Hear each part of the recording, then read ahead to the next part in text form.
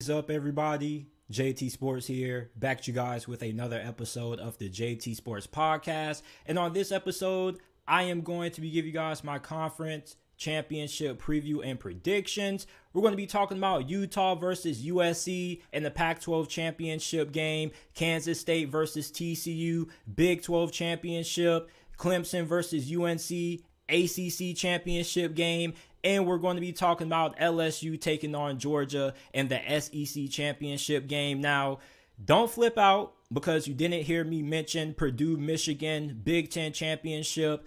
I have to talk about that later on during the day because I'm actually recording this at a time where I have an essay due in a couple of hours. So I want to make sure that I have enough time to get to that. So I had to save that for the next episode, but that will be coming shortly. But I mean, there are a lot of good conference championship games that are going to be played this upcoming weekend. The game that I'm the most excited about is Utah versus USC, even though I wanted to see Oregon versus USC. But you know, Oregon was just in the holiday spirit. And they just say, you know what? We rather Utah go to the Pac-12 Championship game because that's how it seemed like in the second half. Did y'all see that Oregon State-Oregon game? Unfreaking believable how Oregon stole that game. Unbelievable. But yeah, Utah fans should be sending Christmas cards and thank you letters to the fans of Oregon and Washington. Because without them, the Utes would not be in the Pac-12 Championship game. But enough rambling. Let's get into it. But before we do, if this is your first time listening to the JT Sports Podcast, welcome. I appreciate you for tuning in. Make sure that you follow me on all of my social media platforms. You can follow me on Instagram at JT_Sports_ and on Twitter at JT_Sports__. If you're listening to this episode of the podcast on YouTube, make sure that you go ahead, leave a like, subscribe to the channel. Make sure that you check out the JT Sports Podcast, man. Every single episode that is uploaded on the channel is available in audio format on every single podcasting platform. Apple, Google, Spotify, Amazon, wherever you get your podcast from. The JT Sports Podcast is available. Make sure that you go ahead, check us out. Give us a 5-star review and share the podcast with your friends, family members, or acquaintances. Utah versus USC, Pac-12 Championship game. The Pac-12 Conference has been my favorite conference to watch this year. I don't know about you, but I love Pac-12 After Dark. It's actually one of the few things that I look forward to all weekend. Because, I mean, who gets the opportunity to watch football at 2 a.m.? Not too many people, bro, on the East Coast. And with me living in the state of Florida, I stay up all night to watch these Pac-12 games, bro. Like, I love Pac-12 football. USC is a 3-point favorite going into this matchup. And they control their own destiny when it comes to making it into the college football playoffs. However, you're playing Utah again. And remember last year, right? Oregon. Utah had beat down Oregon once. And then we went into the Pac-12 Championship game, and most of us picked Oregon because we were like, Oregon is just too good of a team to lose to Utah twice. And Utah stumped them out twice. So if you're a Trojans fan, you definitely are not overlooking Utah. Even though Utah has not been as good as a team this year as many have thought, this is still a team that is more than capable of being able to pull off this upset. And they actually beat you earlier, 43-42. And it's funny how that game started because USC got out to a lead early. But yet Utah was able to climb back into the game. They got the ball to start the second half. They went, they scored, they tied the game up. And from that point, you know, they were trading points. Nobody's defense could get a stop.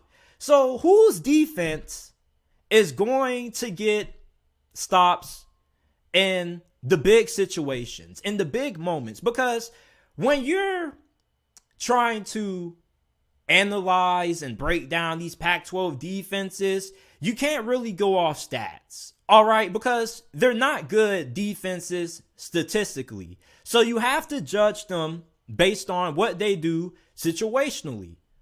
Whoever wins this game is going to be the team whose defense can get off the field on third down and who can get stops in the red zone. The last game, Utah was the better team in third down situations. Their offense converted on third downs 7 out of 13 times in that matchup.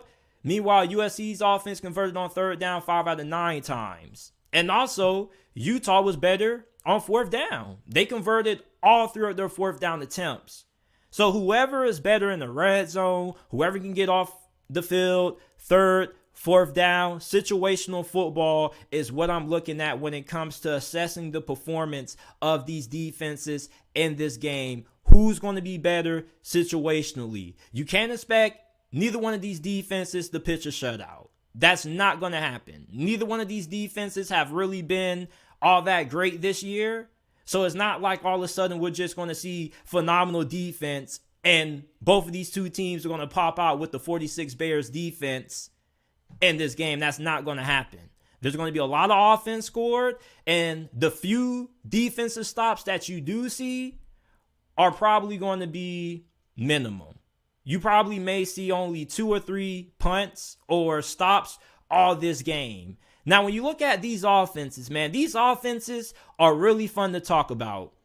For USC, before I talk about this, I don't even know what to call him. This dude is just a football god, and Caleb Williams. We got to talk about these wide receivers. Jordan Addison and Mario Williams torched Utah secondary the last time they played. Cornerback Clark Phillips either has to play better against Jordan Addison or Utah has to give him some additional help in this game because you can't allow him to just dominate the way he did. And then you look at Mario Williams. I mean, the dude was averaging over 30 yards per catch. Utah has to be able to limit the big plays that USC generates on offense.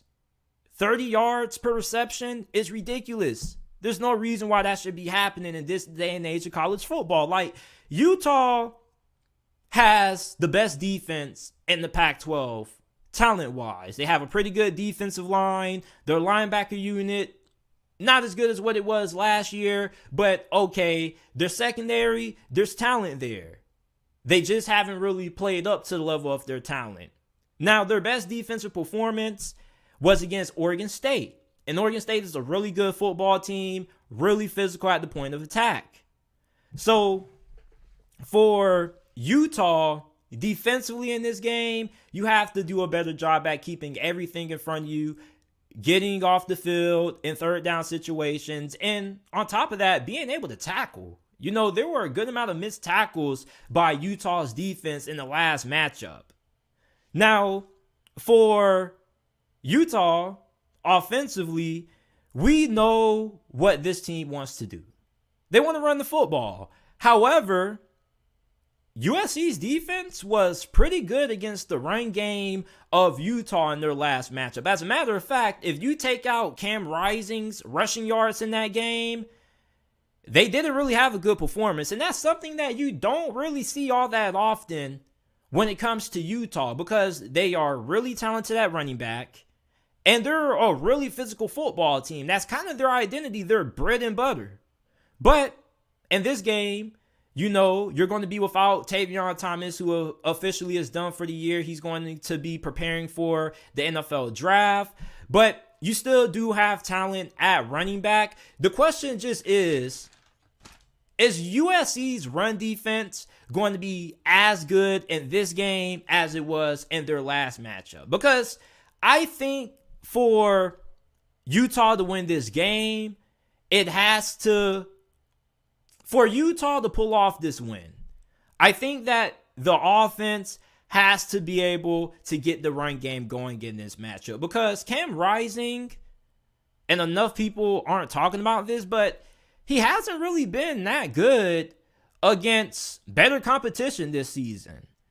I mean, you look at how he played against Oregon, not good. And I mean, USC it's probably his best performance of the season. Week 1 against Florida, not great. I mean, against UCLA, he didn't really have that good of a performance. Like, Cam Rising is solid, but at the same time, in these big games, he isn't as good as a lot of people think. And he is one of the best quarterbacks in this conference, but he has a tendency to turn the football over in big moments. I just think for Utah, their best shot at winning this game is by getting that run game going, because then that helps out their defense, because then their defense doesn't have to be on the field. They stay on the sideline, they get more rest, and you keep USC's offense off the field also. And if Utah can win time of possession and their defense can just get a stop or two, enough that it buys Utah a 3-point lead, and that leads to them winning this game by 3 points, you know, I think if you're Kyle Whittington, you take that. However, the team that I'm going to take to win this game, I'm going to go with USC. I mean, USC has Caleb Williams. I understand that Travis Dye isn't going to be available for this matchup, and he did have a pretty big impact in their last affair. It may not be reflected in the box score or the stat sheet, but Travis Dye was a really big part of that USC offense back when these two teams had first met up with each other. However, with him gone, I want to see how USC's offense kind of changes in a sense in terms of how effective is the rushing attack going to be. But at the same time, this team is going to be led by Caleb Williams, who probably is going to end up winning the Heisman Trophy. Listen, this dude is insane. He's making throws that I've never seen made ever before in my life. He's like a mixture of Josh Allen and Patrick Mahomes. He's like a cyborg. And I don't know what God was thinking when he was making Caleb Williams. But I mean, this dude made a damn good football player, and he's the reason why I have confidence in USC winning this game. I think this game is going to come down to, without a doubt, who gets the ball last, like it did last time. I think for USC, with them, hopefully they get a little bit more time than what they did in the last game. However, I just think Caleb Williams is going to find a way to make a play late in this game that is going to get the win for USC. I think they win the Pac-12 Championship. They win this game, and they clinch their spot in the college football playoffs. I'm taking the Trojans. Kansas State versus TCU in the Big 12 Championship game. This game is going to be played this Saturday, 12 p.m. Eastern Time on ABC. The Horn Frogs are a 2.5-point favorite going into this matchup. All they have to do is win, and they're in. Perfect 12-0, facing 9-3 Kansas State. Now, Kansas State is a really good team. As a matter of fact, I think that they probably are the most complete team in this conference. Okay, TCU has a better offense than Kansas State, but Kansas State has a better defense. They have two really good defensive ends who are really good at getting after the quarterback. I think that their secondary has some talent, even though they did suffer some injuries to their two starting safeties who are not going to be playing in this game. But Kansas State's defense, in my opinion, is the best in this conference. And this defense showed up to play in their last outing, because at one point, TCU was down 28-10. And you may ask yourself, okay, what happened? Well, Kansas State's backup quarterback, Will Howard, they ended up running him on a design quarterback run. He got injured, and he had to come out for a couple of series. And even before that, before he even came into the game, Adrian Martinez started for the first series, and then he took himself out the game, and Will Howard came in. Now, I really want to know, how big of an impact is Adrian Martinez going to have in this game, if any? Because he is dealing with an injury, so he is questionable. However, they have went ahead and announced that Will Howard is going to be quarterback one for this game, regardless if Adrian Martinez can play or not. And if Adrian Martinez can play in this game, they came out and said that they're working on some special packages for him. So they're going to find a way to get him involved. I hope that they can get him involved. Because Adrian Martinez, when he was healthy before he went down with his injury, there were some people who had Adrian Martinez in the Heisman conversation. And I mean, this dude is really dynamic with his legs. So I think for Kansas State, if Adrian Martinez can suit up to play in this game, I definitely feel like finding a way to get him involved in this game gives them a better chance at winning, because their offense runs through Deuce Vaughn. Now, they do have a couple of playmakers, but they're not as talented on the perimeter as TCU is. So for Kansas State, this is a team that loves to run the football. However, they can throw the football and do it at a pretty high level. And they're really good at getting chunk plays as well. But the thing with TCU is that their defense has started to play really well over the last couple of weeks. And I think that this defense has now started to hit their stride. Yeah, they blew out Iowa State. I know Iowa State isn't a juggernaut, but TCU has had some really good performances this year on the defense side of football. And not enough people have talked about it. Because when you think of TCU, you just think of a team who can score a lot of points. But if you go back and you watch their win against Texas, they showed you that they can win with defense. They held Brian Bijan Robinson to under 50 yards rushing. And this is somebody who has been going off for damn near 200 yards a game over the past month. And that was pretty much the worst game of the season for Bijan Robinson. So this is a TCU team that defensively, they do have the capability of being able to turn it up on you. And you look at Kansas State, what happened in that last game, when Will Howard went down, the backup quarterback came in, TCU had an interception on them, and by the time Will Howard came back into the game, TCU already had all the momentum.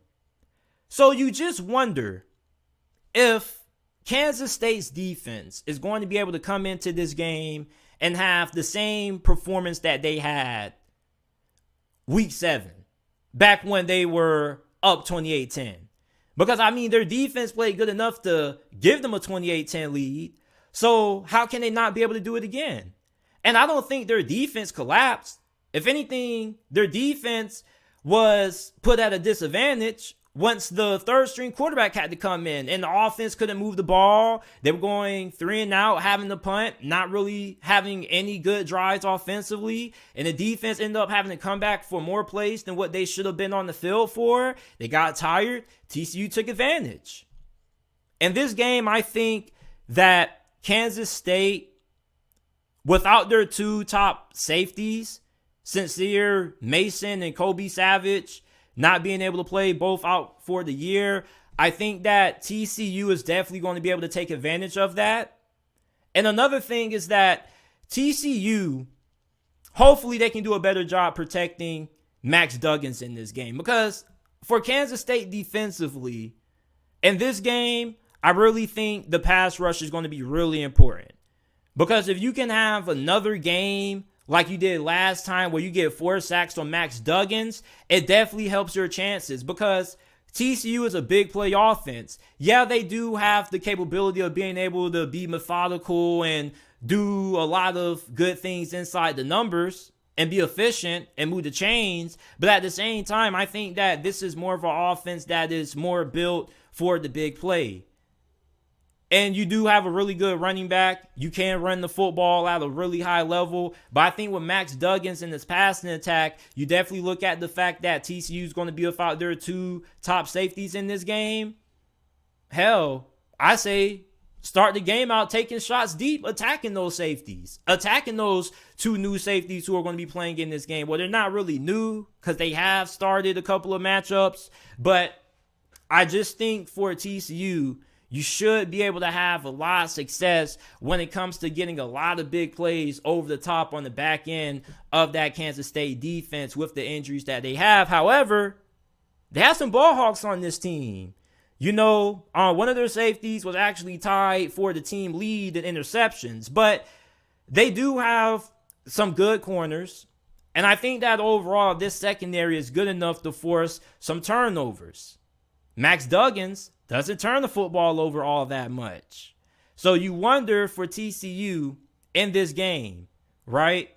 What happens if they get down 28-10 again? Or if they just end up trailing again? Because this has been a team that has been really good at finding ways to will themselves to wins. But in this game, this time, if they get down again, I don't think they're going to win. You look at the last game, Will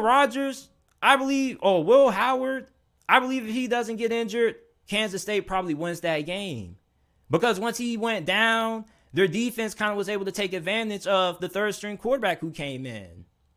And I think for TCU, you're fifth in the Big 12 in sacks given up. And Kansas State is second in the Big 12 in sacks with 27. So they can get after the quarterback. And they can put TCU in situations where they get them in the third and long. And they can just play back and just keep everything in front of them and not have to worry about TCU beating them over the top. I think that Kansas State is really good at converting in third and medium situations or shorter. They get into 3rd and 5 and they're really effective because that allows them to still get Deuce Vaughn involved, whether that be on the ground or via the air. And if you're TCU, how can you put Kansas State in uncomfortable situations in third down? Well, the key is trying to stop Deuce Vaughn. Deuce Vaughn is the heart and soul of this offense. You can't allow Deuce Vaughn to beat you on third down. And I said this a couple of weeks ago when Alabama had to play Ole Miss. If Ole Miss was going to have a chance at winning that game or keeping it close, they were going to have to be able to slow down Jahmyr Gibbs. Now, Jahmyr Gibbs got injured. He ended up leaving that game at one point. But when he was in that game, Ole Miss did a really good job at shutting him down. Against LSU, Jahmyr Gibbs was getting hell of third down receptions and killing them. And when you look at Deuce Vaughn, you can't allow him to affect the game in that way. Okay, I don't think Deuce Vaughn is going to get shut down. But at the same time, you can't limit how much of an impact he has in this game. Okay? You can't allow Deuce Vaughn to take over this ball game. Because once you allow Deuce Vaughn to take over the game, then that means that Kansas State is now able to get that run game going. They're churning out yards on third down. They're converting. They're getting you into 3rd and 1. They're right up the gut, easy. For TCU, stopping Deuce Vaughn definitely has to be the focal point for their defense. And we all know this, but at the same time, it's Kansas State offensively, they're not all that talented compared to TCU.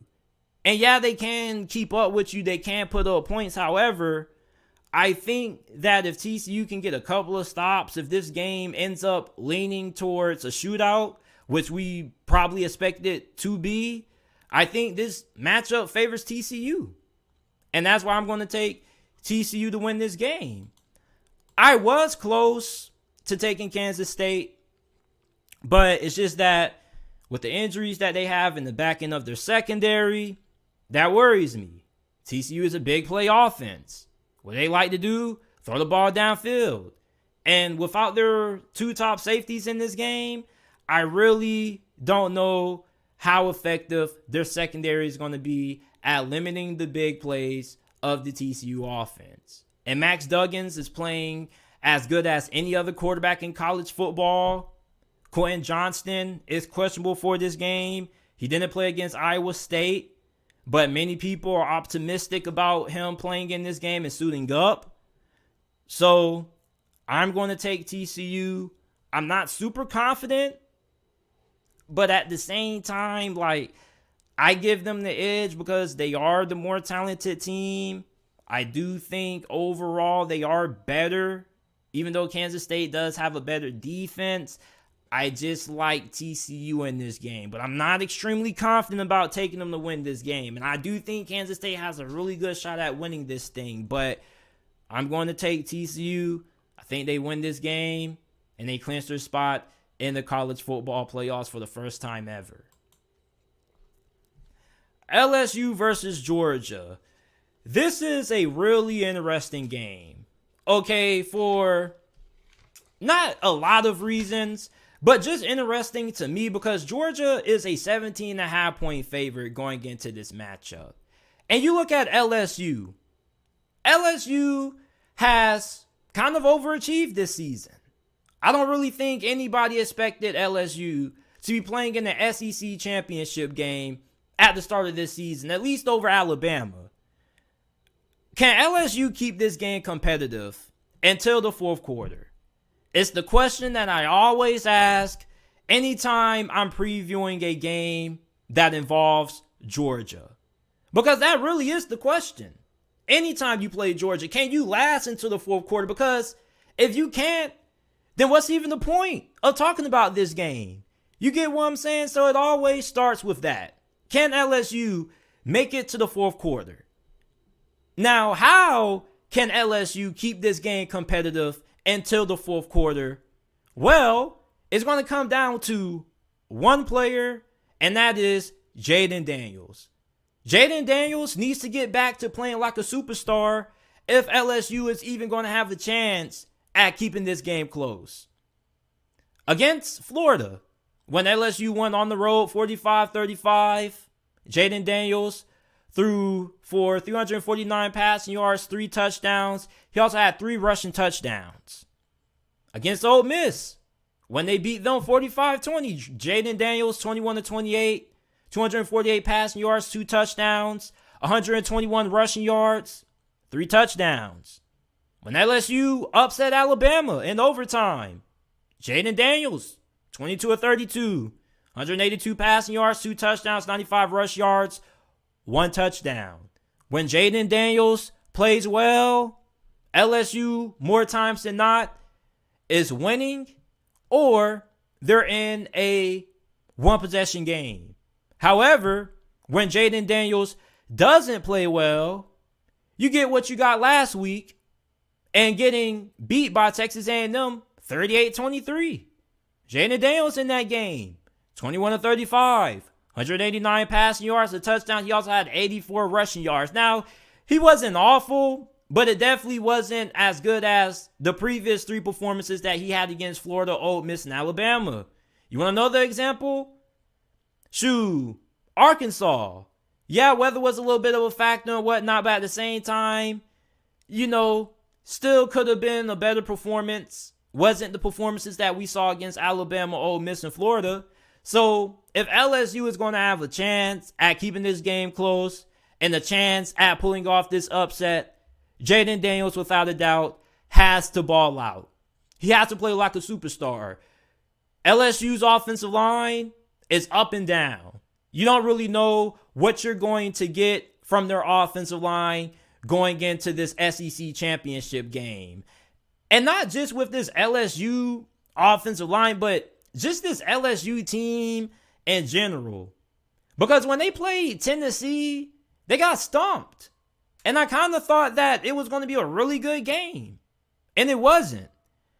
And Georgia, yes, they are the best team in college football, but they're not unbeatable. Okay, we saw them get pushed to the wire against Missouri. Missouri has a really good defense. We saw Kentucky give Georgia a little bit of a game. Now, the result was never in question. You watch that Kentucky game, there wasn't really a moment where I think too many of us were like, oh yeah, Georgia has a shot at losing this thing. Like, nah. You get what I'm saying? Like, Georgia wasn't impressive in that win. It definitely wasn't one of their better performances. However, they showed that they cannot muscle you. And for LSU, I think that they need to look at last year's SEC Championship game when Alabama came into this game and they were underdogs in a lot of people's eyes. You remember what the narrative was about Alabama going into that 2021 SEC Championship game? A lot of people thought that Georgia was not only going to beat Alabama, but they were going to do it emphatically. And what did Alabama do? The week after their offensive line was terrible against Auburn in the Iron Bowl, they have their best performance all season against the best defensive line in college football that year with Jordan Davis. I mean, there were a lot of monsters on that defensive line that Georgia had. And in that SEC Championship game, Nick Saban and company were able to find a way to get the most out of that offensive line. For LSU, you got to be able to do the same thing. Now, I don't know what Brian Kelly can do to get his offensive line playing at a high level for this game, but you got to do something. You know, maybe take him out to eat, take him to Ruth Chris, get him a nice little steak, get him a little pumped up for this game. Be like, you know, I'm taking y'all out to eat because I'm just trying to reward you guys for how you played this season, you know, and we need you guys to have your best game of the year. So we want you guys to have the best meal of the year. So we're going to take you out to Ruth Chris. You know, get them boys some steaks. Get them big boys some steaks, man. Them big boys love to eat. I'm pretty sure they'll love a nice little steak at Ruth Chris. You know, just give them a little added motivation for this game, man. But all jokes aside, Brian Kelly has to find a way to get this offensive line playing at a good level. Because you look at this on paper, it's a mismatch. And it's not that LSU doesn't have the talent. I mean, they have some talented guys on this offensive line. It's just that it's just been inconsistent.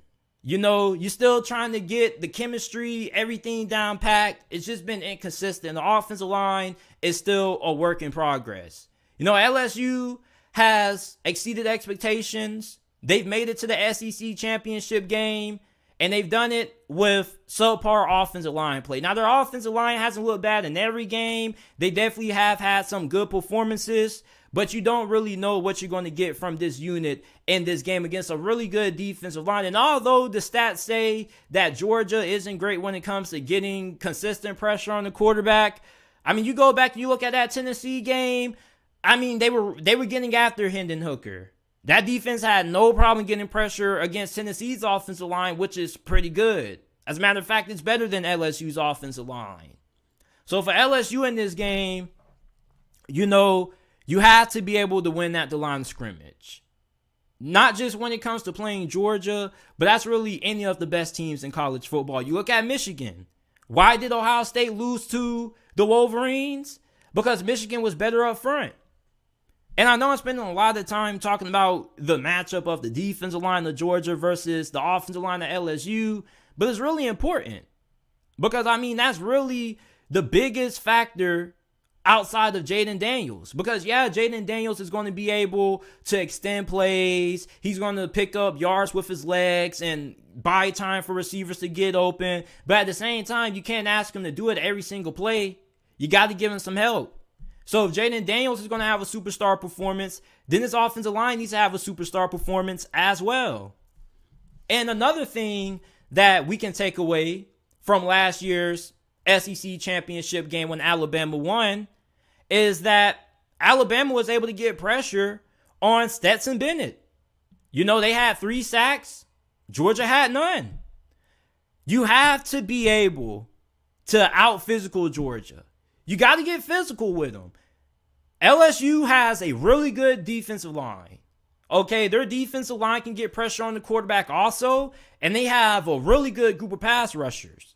So I think that defensively, you know, I think that LSU's defense could keep them around in this game. You may be like, whoa, JT, like, how you going to say that when this is the same LSU team who couldn't stop Texas A&M and couldn't stop Tennessee? Listen, this is an LSU defense that's going against a Georgia offense that isn't Tennessee, okay?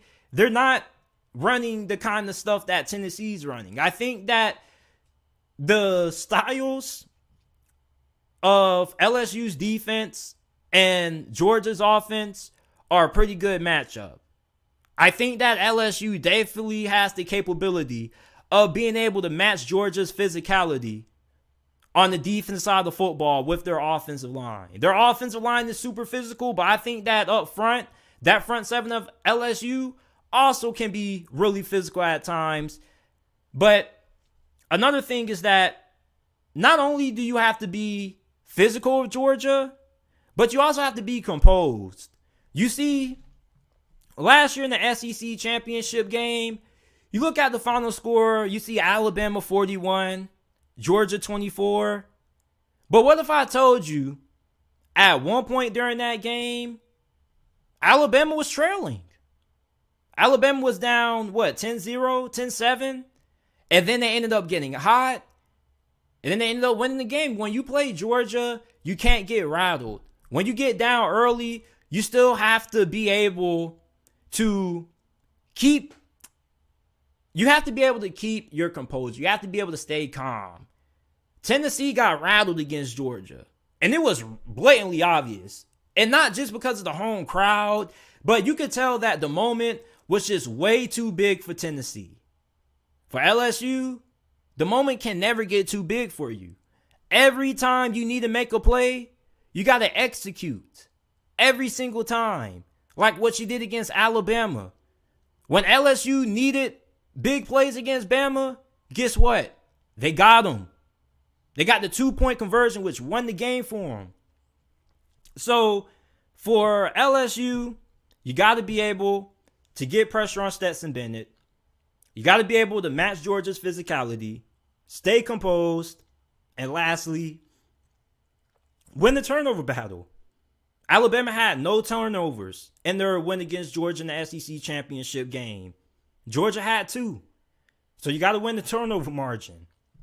And you need the Jayden Daniels takeover to activate. Now for Georgia, obviously, what do you need to do to win? Well, first of all, don't turn the football over. Don't make dumb penalties, because that's the 2 common denominators for upsets. Penalties, turnovers. Third thing is, I think it's pretty simple. Don't let Jayden Daniels take over. Keep him in the pocket. Don't let him get outside the pocket. You want to keep him inside the pocket and force him to throw from inside there, because although he is a pretty good passer inside the pocket, the offensive line isn't great. So if there's no way for him to escape and the offensive line is, collapsing, what's he going to do? Nothing. So you got to be able to stop Jayden Daniels. You can't allow him to take over this game. Because if you do, it's going to be close. Because when Jayden Daniels is at his best, he's one of the best quarterbacks in college football. Think about it. He's accurate. He's dynamic with the football when he decides to tuck it and run. And most importantly, he doesn't turn the football over. So you can trust him late in games, in any situation. And for LSU, Jayden Daniels pretty much is their team. I mean, if you take out his rushing yards, this team's rushing attack, it's not that great without Jayden Daniels. So, I mean, this team is built off Jayden Daniels' performance. If Jayden Daniels plays well, this is going to be a close game. LSU has the potential to win. If Jayden Daniels doesn't play well, they're going to lose. And I'm going to take Georgia to win this game. Now, I know a lot of you guys are probably going to be like, oh, JT, it was pretty obvious you were going to take Georgia. Like, listen. Excuse me.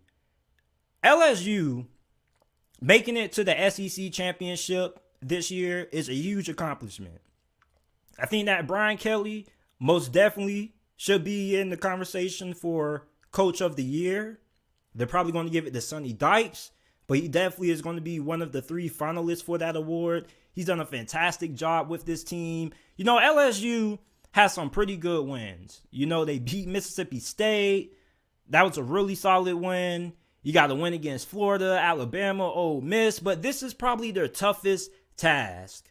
And I definitely hope that this game is competitive. I don't want to see a blowout in this game.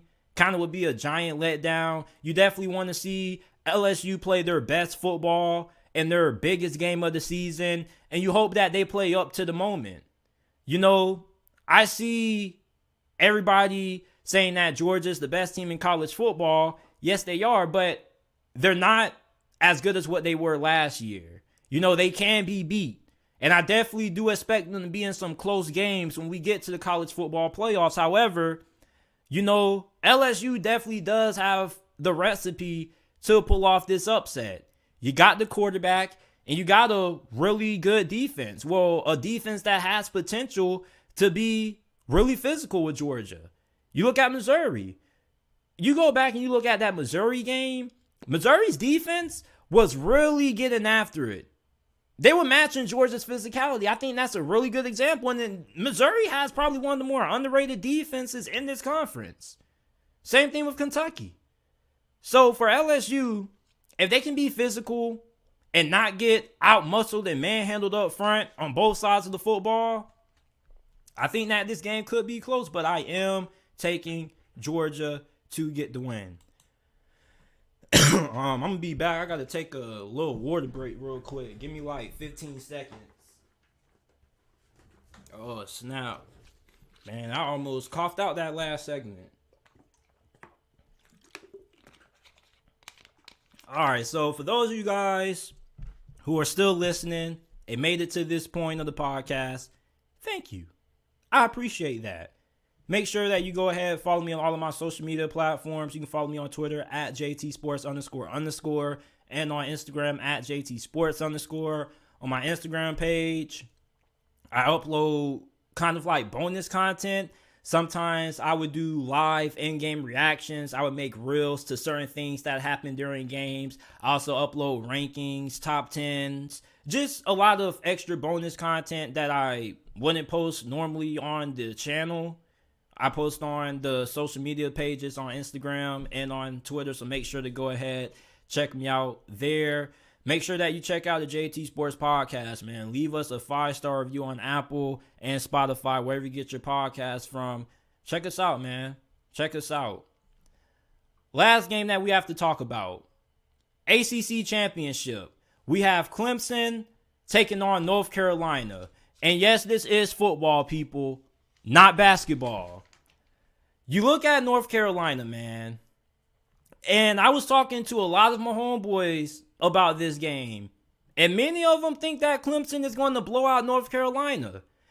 And, I had a hard time agreeing with my homeboys when they were saying that, because, yes, I understand that North Carolina, they're definitely trending in the wrong direction at the wrong time. When you make it to a conference championship game, you should be playing your best football. You should be peaking, not regressing. North Carolina got upset by Georgia Tech. Then, just last week, they lost again to their rival NC State in overtime. So this is a North Carolina football team right now that they're looking for some answers. And Clemson, they're coming off a loss as well to their rival in South Carolina. However, if you go back and you watch that game, they really lost that game because of Beamer ball. Special teams is what killed Clemson in that matchup. Now, Clemson's offense is probably going to be what a lot of Tar Heel fans are going to talk about in this game. They're going to say, oh, JT, you saw how DJ Uyunglele struggled against South Carolina. I mean, the dude isn't that great of a passer, and although our defense isn't great, we should be able to get a couple of stops in this game. And I agree with that. However, I think for that to hold true, for North Carolina's defense to be able to get some stops in this game, they have to be able to stop the run game first. And that really has been the strength of Clemson's team.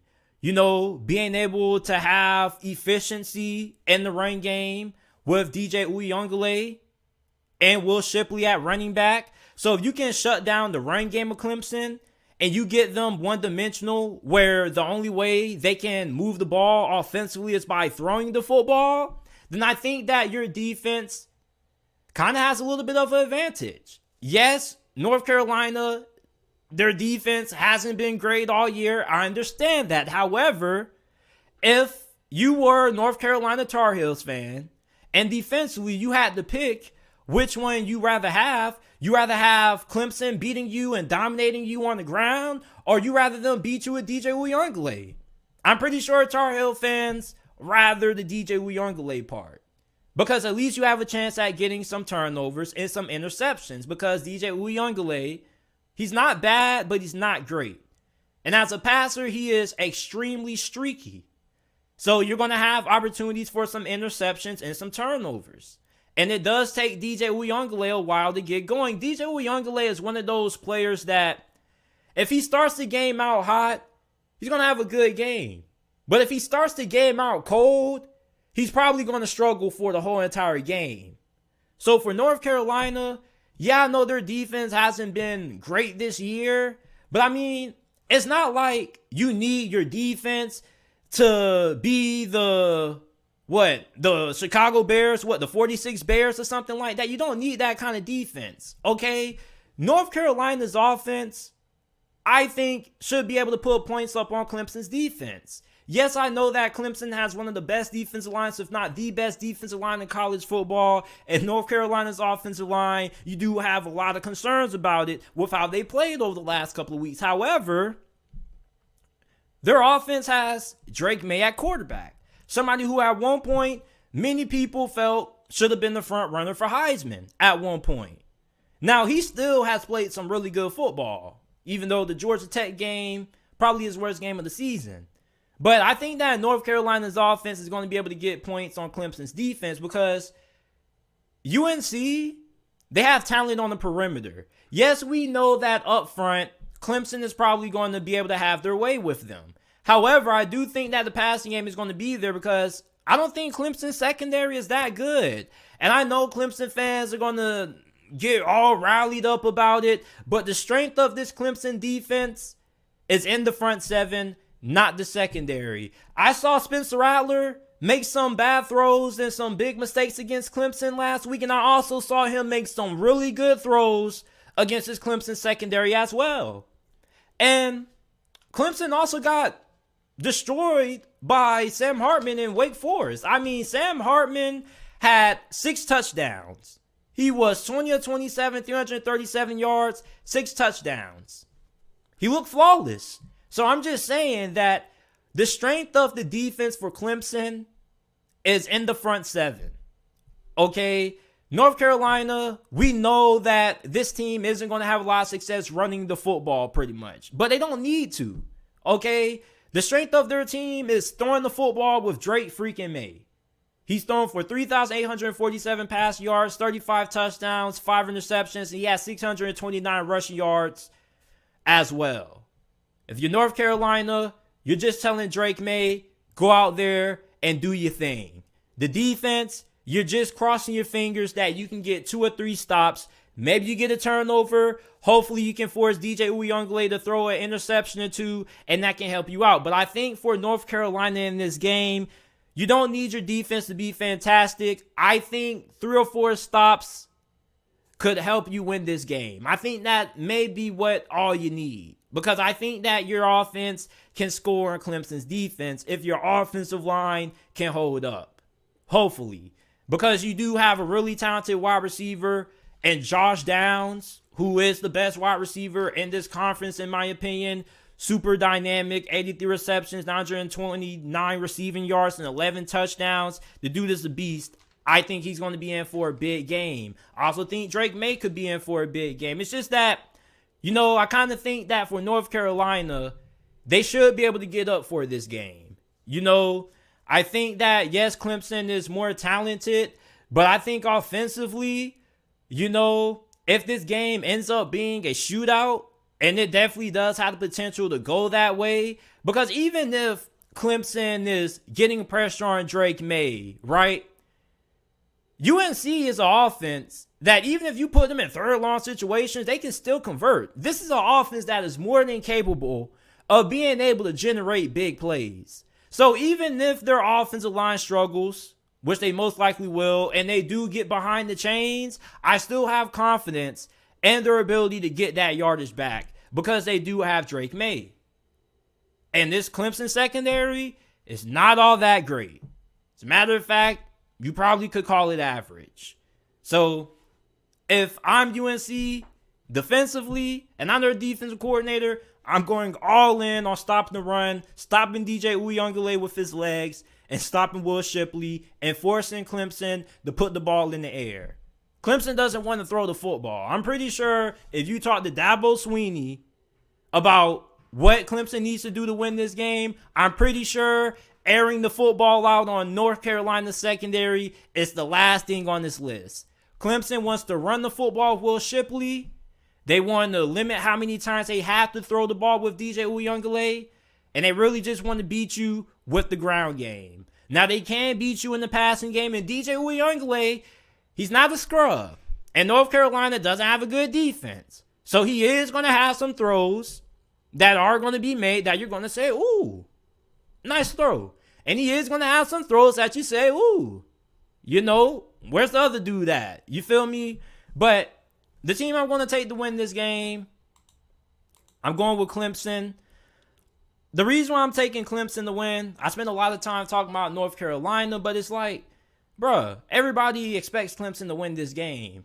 So I'd rather talk about how North Carolina can win this game versus just only talking for 3-4 minutes about why Clemson's going to win and North Carolina doesn't have a chance. Like, North Carolina has a legit chance at winning this game. Okay? We saw South Carolina beat Clemson. Hell, we saw Notre Dame beat Clemson. And Notre Dame's offense isn't better than UNC's. The only thing that Notre Dame has that UNC doesn't is an offensive line. That's it. Yeah, they can run the football, but I mean, if you're UNC, who gives a damn about running the football? You got Drake Maye. You can throw the football. Like, running the football, I don't really think it's a necessity in this game because you haven't really done it all this year. Play to your strength. Your strength is throwing the football. So air it out. South Carolina upset Clemson last week. This is a good possibility that UNC could do the same thing. I don't think this game is going to be a blowout. Clemson is a 7.5 point favorite. I'm going to take UNC to cover, but I think Clemson wins outright. Maybe I'm putting a little bit too much stock into teams being able to get up for these championship games and actually play at a high level. But I think that North Carolina should be able to give Clemson a competitive game. So Clemson is the team I'm going to take the win, but I do think that North Carolina covers. This is it for this episode of the JT Sports Podcast. I appreciate you guys for tuning in. Make sure that you guys give us a 5-star review. The JT Sports Podcast is available on all podcasting platforms, wherever you get your podcast from. Spotify, Apple, Google, Amazon. The JT Sports Podcast is available. All you got to do is go down to the link down in the description or the pinned comment section, and it will give you direct links to the Spotify and Apple Podcasts. Or you can go to whichever podcasting service that you use. Type in the JT Sports Podcast, and it will pop up. Once again, make sure that you guys check out the JT Sports Podcast. Follow us on all of our social media platforms. Twitter at JT Sports __, and on Instagram at JT Sports _. And I appreciate you guys for listening to this episode of the JT